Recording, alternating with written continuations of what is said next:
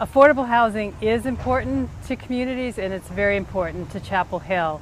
I've worked in Chapel Hill for over 20 years now, and I'm convinced that the people who call Chapel Hill home really believe that this should be a diverse and inclusive community, and that's what they want it to be. I was part of the Chapel Hill 2020 process, as were many citizens in Chapel Hill, and what I heard consistently throughout that process is that the residents of Chapel Hill and also the people that work here really do value inclusivity and diversity, and that meant for them affordable housing was a really key issue. And in order for Chapel Hill to meet that goal, there has to be affordable housing. The people that work in Chapel Hill have to be able, if they choose to live in Chapel Hill close to where they work. And those are the folks that we all depend on every day for the services that are so important to us.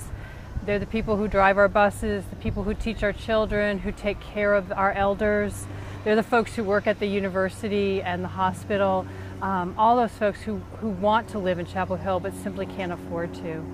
I think Chapel Hill has been a leader in affordable housing. I think there's always been a commitment to it. I think it's a very difficult place to create affordable housing. I think we all know that there's a very high cost of living here because it's a very desirable place to live. So that makes it really difficult. But I think Chapel Hill has tried really hard to come up with creative ideas, and is really moving now in a really strong direction towards increasing the resources that are available to create more affordable housing opportunities across the whole range of need.